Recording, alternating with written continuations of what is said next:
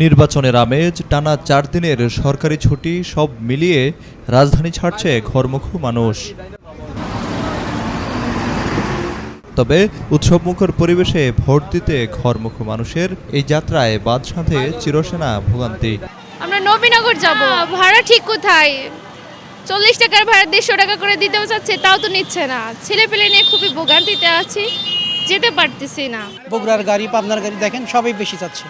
বগুড়াতে চাচ্ছে 800 টাকা করে, সিরাজগঞ্জ 700 টাকা নিচ্ছে। চাচ্ছে মানে নিচ্ছে অলরেডি। কাউন্টারে থেকে টিকিট দিচ্ছে না, বলছে গাড়ি নাই, টিকিট নাই। গাবতলী, মহাখালী, সায়েদাবাদ, কল্যাণপুর সহ সব বাস টার্মিনাল ঘুরে এমন চিত্র দেখা গেছে। এ সময় দ্বিগুণ ভাড়া সহ নানা ভোগান্তির কথা জানান যাত্রীরা। বলছে 800 টাকা, আমি বললাম 500 টাকা হয় না? বলছে না, 800 টাকা তুমি এখন টিকিটই পারবে না। এই অবস্থা। কাউন্টারে আসলাম, বলছে টিকিট নাই, আমরা গাড়ি রিজার্ভ দিয়ে দিছি। আমরা আইসি 8টার সময়, এখন পর্যন্ত বসে হয়েছি। আমরা 3-4 জায়গায় গেছি, কাউন্টারও গেছি, দেখি কাউন্টারে তালা মেরে বাইরে চলে গেছে। তখন আমরা ভোট দিবার যাবো, দেখি যে এরকম পরিস্থিতি, এখন যাইমু কিভাবে এটা চিন্তা ভাবনা করতেছি।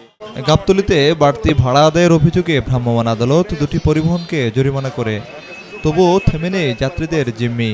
এখানে যাত্রীরা নির্বাচন উপলক্ষে যে সামনে যে 4 দিনের ছুটি আছে, ছুটি নিয়ে বাড়ি যাবে। এখানে যারা কিছু পরিবহন আছে, এরা সবাই ভাড়া দ্বিগুণ 3 গুণ বাড়িয়ে ফেলেছে এবং যাত্রীদের ভোগান্তি তৈরি করতেছে। গাড়ি থাকা সত্ত্বেও গাড়ি ছাড়ছে না। তো ভোক্তা অধিদপ্তর এই বিষয়টা মনিটরিং করছে। যাদের সমস্যা পেয়েছে, যেসব কাউন্টারে ঝামেলা পেয়েছে, এগুলোকে আমরা জরিমানা, যেমন সেলফি পরিবহন বড় একটা ঝামেলা তৈরি করছে, ওকে 50,000 টাকা জরিমানা করেছি আমরা। আর একটা হলো কি রানী পরিবহন উত্তরবঙ্গে চলে, ওটাকে আমরা 10,000 টাকা জরিমানা করেছি। না, আমাদের 6টা টিম কাজ করছে মহানগরীতে। যেসব ঢাকা থেকে বহির্মুখী যেসব পরিবহন আছে, এগুলো আমরা যে এক্সিট পয়েন্টগুলো গাবতলী, সায়েদাবাদ, যাত্রাবাড়ি, মহাখালী, সবখানে আমাদের মনিটরিং চলছে। ভাড়া নৈরাজ্য রোধ ও যাত্রী সেবা নিশ্চিত করতে আরও কার্যকর নজরদারির দাবি যাত্রীদের।